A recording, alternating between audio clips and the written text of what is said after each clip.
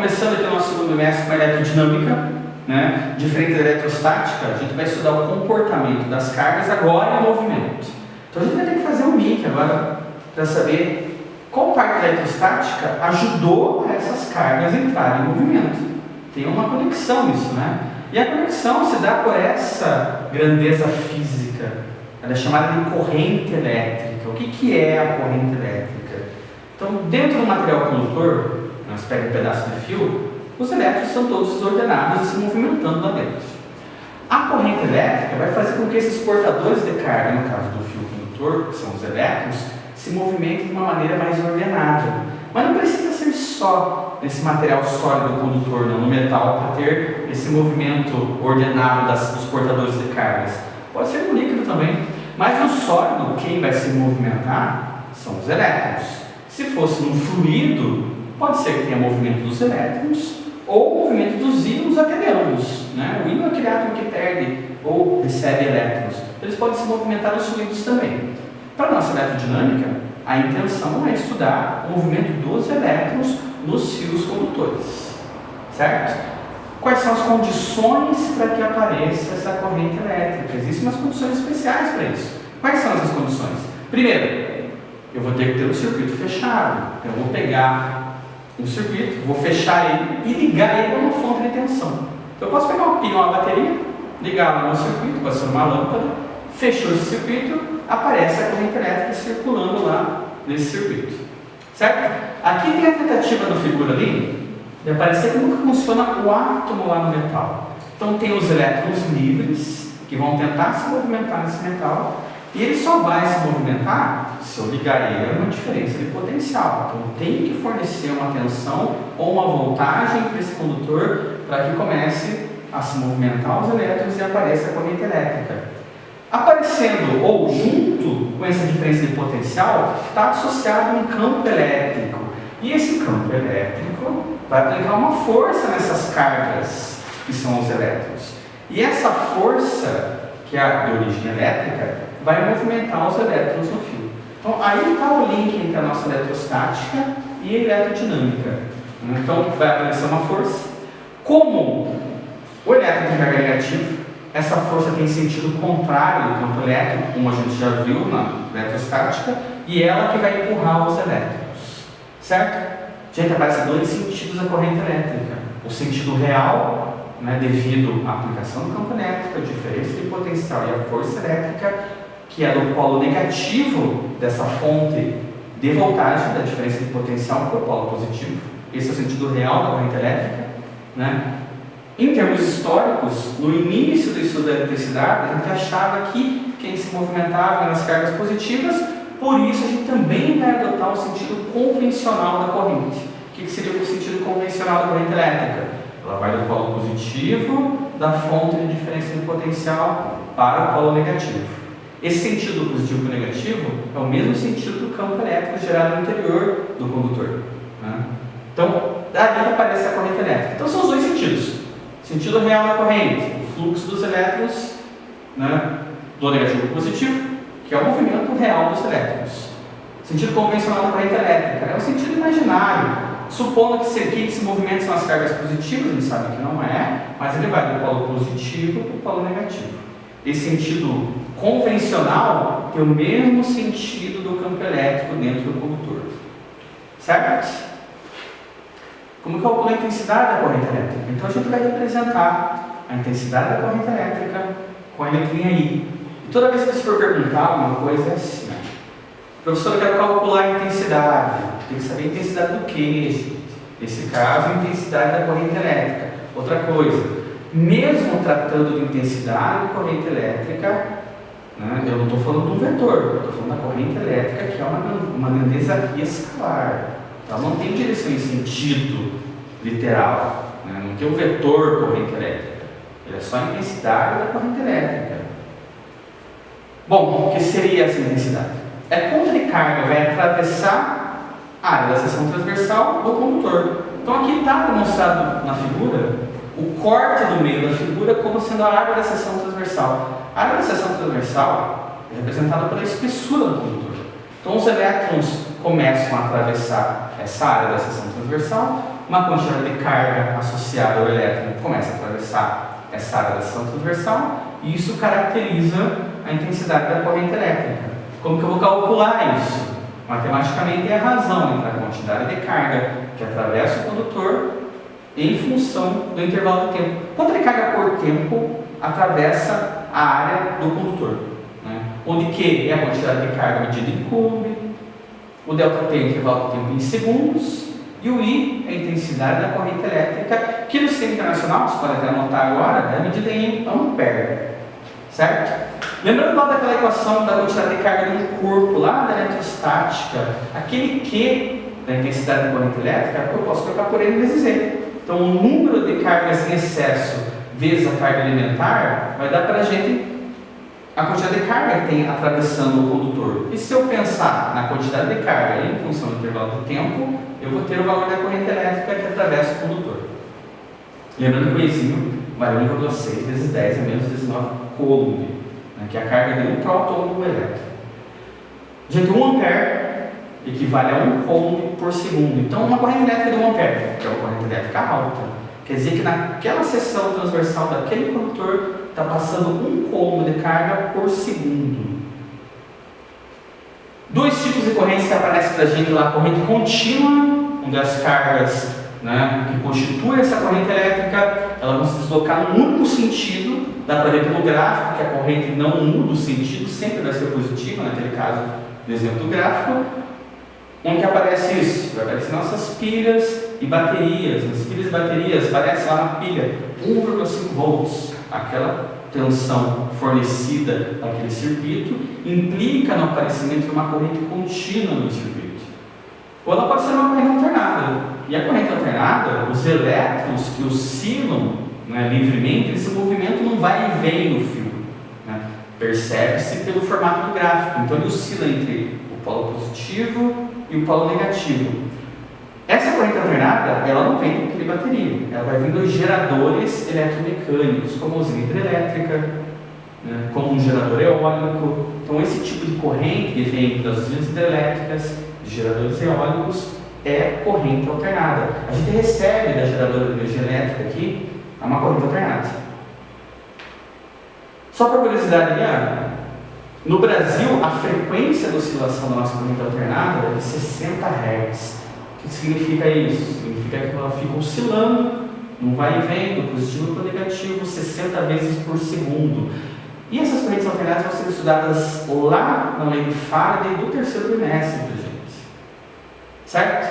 Analisando o gráfico lá, da corrente elétrica em função do tempo, se a corrente é contínua, o gráfico vai ser uma reta. Ele pode ser uma reta crescente, desde que essa corrente aumente de valor ou não. Mas o que eu posso ver aqui, gente? Eu posso calcular a quantidade de carga envolvida na situação do gráfico. Então, se eu pegar o valor da corrente e multiplicar pelo tempo, eu tenho a quantidade de carga. E pelo gráfico, o valor da corrente em função do tempo indica a área do gráfico da corrente em função do tempo. O que eu posso chegar à conclusão é o seguinte, que a carga que atravessa aquele fio em função da corrente elétrica e do tempo, ela tem o mesmo valor numérico da área no gráfico da intensidade da corrente elétrica em função do tempo. Aquele Nzinho em cima do sinal do igual significa que a carga vai ter o mesmo valor numérico da área, porque carga e área são conceitos diferentes, né? Mas o valor numérico vai coincidir. Então a carga elétrica é numericamente igual à área do gráfico da corrente elétrica em função do tempo. Pilhas baterias recarregáveis. Olha só o que acontece. Compra teu celular. Para comprar o celular, ele vai ter um valor associado à carga da tua bateria. Né? A gente já escutou isso. Ou quando você vai comprar, você vai pesquisar lá sobre a compra do celular. Tem lá as especificações técnicas, né, do teu aparelho. E uma delas é sobre a carga da tua bateria. Enquanto mais carga, mais tempo vai durar essa bateria. Então eu peguei aqui a relação da definição da corrente elétrica, da intensidade dela, carga em função do tempo, para a gente analisar como que vai funcionar para as baterias e pilhas recarregáveis. Quer ver? Para eu calcular, né, o tempo de carga da tua bateria, ela está totalmente zerada, você põe na tomada com o carregador, quanto tempo vai demorar para carregar isso? Ela depende da carga da bateria, que vai ser o quê? da corrente elétrica que o carregador fornece para você. Então tem escrito no carregador lá o valor da corrente elétrica, mas não consegue determinar quanto tempo demora para carregar essa bateria. Olha só, peguei um exemplo aqui, ó, 2 fotinhos de uma bateria, de um carregador. Não sei se vai dar para vocês verem bem ali, mas lá no carregador tem a carga dele, e essa carga do carregador, ela está na seguinte unidade, ela está em mAh. Está lá, dessa bateria que eu tirei a foto, a carga é 3.200 mAh. O carregador, a corrente elétrica de saída dele é de 2 amperes. Se eu pegar esse carregador e conectar nessa bateria totalmente descarregada, quanto tempo vai demorar para carregar essa bateria? Vamos ver aqui atenção com as unidades. Por quê? Corrente está em ampere, a carga está em mAh, eu vou ter que transformar esse mAh em ampere. 1 mA é um milésimo de ampere, então é 0,001 ampere. O que eu vou fazer? Lá na carga que é 3.200 mAh, vai ficar 3,2 ampere-hora. Usando a equaçãozinha lá da intensidade da corrente elétrica, a carga é a corrente elétrica vezes o tempo. Isolei o tempo na equação, eu vou pegar o valor da carga da bateria, que é o 3,2, e vou dividir por 2. Quanto tempo vai dar isso aí? Como a carga da bateria está em mAh, ele vai demorar 1,6 horas para carregar, que é um valor meio esquisito, né? 1,6 horas, vamos transformar em minutos isso. Faz vezes 60, dá 96 minutos. Aí eu vou transformar em hora também, de volta, ó. 1 hora e 36 minutos para carregar essa bateria. Então, do que depende o tempo de carregamento da bateria? Em condições especiais, totalmente descarregada, sem você ligar o aparelho, ela depende da carga da bateria. Quanto mais carga ela precisar, mais tempo vai demorar para carregar. E depende da corrente elétrica do carregador, certo? Tudo bem? Quais são os efeitos da corrente elétrica, então, gente? É o seguinte: primeiro efeito térmico, é conhecido como efeito Joule. Acontece quando a corrente elétrica tenta atravessar aquele condutor. Não existe condutor com resistência zero, e o contato dos elétrons com o átomo lá do metal provoca um aquecimento. Então ele vai transformar essa energia elétrica em energia térmica, né? Ocorre em todos os equipamentos elétricos. Tem uns que você nem quer que aconteça isso, né? Por isso que eu separei aqui, ó, entre o efeito térmico desejável, que é aquilo que você quer que esquente, e aqueles que você não quer que esquente. Por exemplo, como desejável, chuveiro elétrico, eu quero que ele esquente, que é o objetivo do chuveiro, esquentar a água. O aquecedor, eu quero que ele aqueça, eu quero que ele esquente. O ferro passa-roupas, eu quero que ele esquente. Agora, a lâmpada, eu não quero que ela esquente, eu quero que ela forneça luz. Então, é indesejável o efeito térmico, o efeito Joule dessa lâmpada. Para os motores elétricos, eu não quero que o motor aqueça, eu quero que ele transforme energia elétrica em movimento. Então, eu não desejo que tenha esse aquecimento no motor elétrico. Os televisores, pode pôr a mão atrás da tua TV, lá na tela dela, ela está quente. E essa temperatura, quer dizer que parte da energia elétrica que ela recebeu da rede elétrica não transformou em imagem. Eu também não quero que aconteça isso. Certo? O efeito térmico é responsável pela extinção do nosso foco da lâmpada incandescente, né? A porcentagem de energia elétrica que ela transforma em energia luminosa é muito baixa. Então a gente extinguiu essa lâmpada, ela ficou obsoleta e trocamos por outros tipos de lâmpada, porque ela esquentava demais, transformava muita energia elétrica em energia térmica. Próximo efeito é o efeito luminoso, que tem na lâmpada incandescente também, só que é uma porcentagem muito pequena. Então ela vai transformar a energia elétrica em energia luminosa. Onde que acontece isso? Em algumas condições especiais, como está ali, nas lâmpadas fluorescentes, a gente consegue fazer com que transforme a energia elétrica em energia luminosa. Próximo efeito magnético, vai ser estudado no terceiro bimestre. Tem relação com a lei de Faraday, lei de Lenz. Tem um motorzinho elétrico lá para a gente pensar a respeito dele, mas quando a corrente elétrica atravessa esse motor, né, nos fios do enrolamento do motor, nos condutores do motor, vai aparecer um campo magnético ao redor dele, né? E esse campo magnético caracteriza esse efeito magnético. A gente vai ver o eletromagnetismo depois com mais calma. Efeito químico, né, quando a corrente elétrica atravessa soluções eletrolíticas. Onde que aparece isso aí? É uma anoplastia, cromação. Você vai cromar o metal, você pode usar o efeito químico para isso, que é um efeito, da corrente elétrica. E por último, e o mais importante para a gente analisar, é o efeito fisiológico. O que acontece quando a corrente elétrica atravessa nós, como pessoas, seres humanos e alguns animais? O que vai acontecer? Então, eu vou ter uma tabelinha para a gente fazer uma análise do que pode acontecer com a corrente elétrica quando ela atravessa o corpo de uma pessoa, por exemplo. Então, vai ter o valor da corrente e qual é o efeito que vai acontecer na pessoa. Uma corrente de até 1 mA, que é uma corrente relativamente baixa, olha o que pode acontecer. Uma sensação de formigamento na região onde essa corrente atravessou a pessoa. Entre 5 e 10 mA, gente, é 0,005 A, é bem baixa a corrente. Contração muscular. Então tem aqueles aparelhinhos, né, que você vai contrair a musculatura, na fisioterapia você faz isso. Você passa uma corrente elétrica baixa, ela contrai o músculo de maneira involuntária.